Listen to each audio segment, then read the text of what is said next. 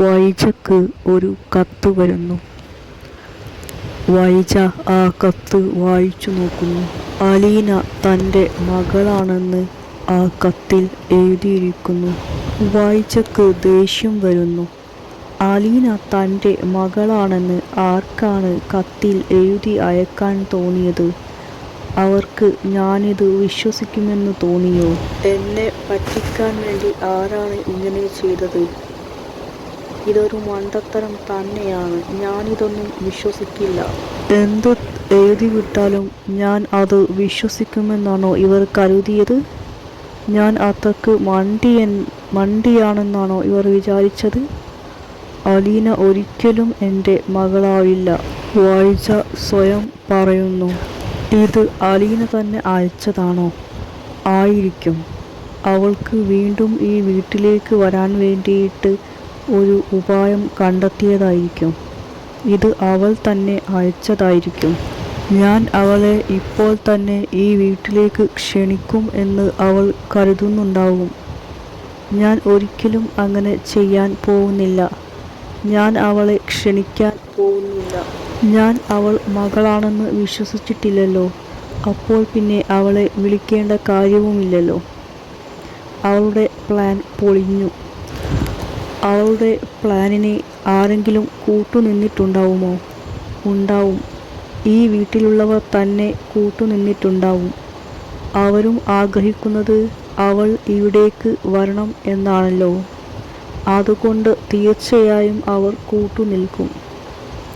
ഇനി ഈ വീട്ടിലുള്ളവർ തന്നെയാണോ ഈ കത്ത് എനിക്ക് അയച്ചത്? അവളെ ഇങ്ങോട്ട് വരുത്താൻ വേണ്ടിയിട്ട് എന്താണെങ്കിലും വേണ്ടിയില്ല. ഞാൻ ഈ കത്ത് കീറിക്കളയുകയാണ്. ആ കത്ത് കീറിക്കളയുന്നു. വൈജ ബാലനോട് ചോദിക്കുന്നു.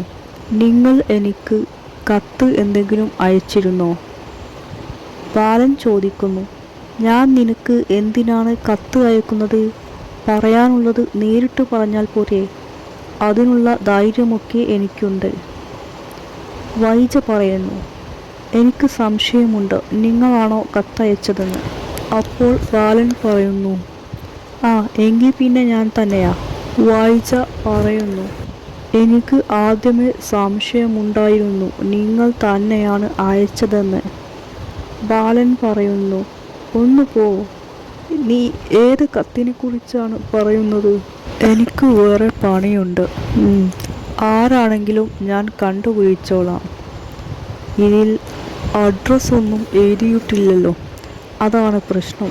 ഈ വീട്ടിൽ ഉള്ളവർ തന്നെയാണെങ്കിൽ അഡ്രസ്സ് എഴുതില്ലല്ലോ. ഇതാരാണ് എഴുതിയതെന്ന് അറിയുന്നതുവരെ ഒരു സമാധാനം കിട്ടില്ല. എത്രയും പെട്ടെന്ന് തന്നെ കണ്ടുപിടിക്കണം. ഹാൻഡ് റൈറ്റിംഗ് വെച്ച് കണ്ടുപിടിക്കാം. അതാണ് നല്ലത്. പക്ഷേ മറ്റാരെ കൊണ്ടെങ്കിലും എഴുതിയതാണെങ്കിലോ? അപ്പോൾ അങ്ങനെയും കണ്ടുപിടിക്കാൻ കഴിയില്ല. എഴുതിയ ആൾ തീർച്ചയായിട്ടും സ്വന്തം കൈകൊണ്ട് എഴുതിയിട്ടുണ്ടാവില്ല. മറ്റാരെ കൊണ്ടെങ്കിലും എഴുതിപ്പിച്ചതായിരിക്കും. ആര് തന്നെ എഴുതിയതാണെങ്കിലും ഈ കാര്യത്തിൽ ഒരു സത്യവുമില്ല. അതുകൊണ്ട് തന്നെ എനിക്ക് ഒരു ഭയവുമില്ല. ബാലൻ ചോദിക്കുന്നു. എന്താ ആലോചിക്കുന്നത്? ഇതുവരെ ആലോചന കഴിഞ്ഞില്ലേ? കത്ത് എഴുതിയതാരാണെന്ന് മനസ്സിലായില്ലേ? നീ കണ്ടുപിടിച്ചില്ലേ? നീ ബുദ്ധിമതിയല്ലേ? അതുകൊണ്ട് വേഗം തന്നെ കണ്ടുപിടിക്കുമല്ലോ. ആ ഞാൻ കണ്ടുപിടിക്കും. എത്രയും പെട്ടെന്ന് തന്നെ കണ്ടുപിടിക്കും. വൈജ പറയുന്നു.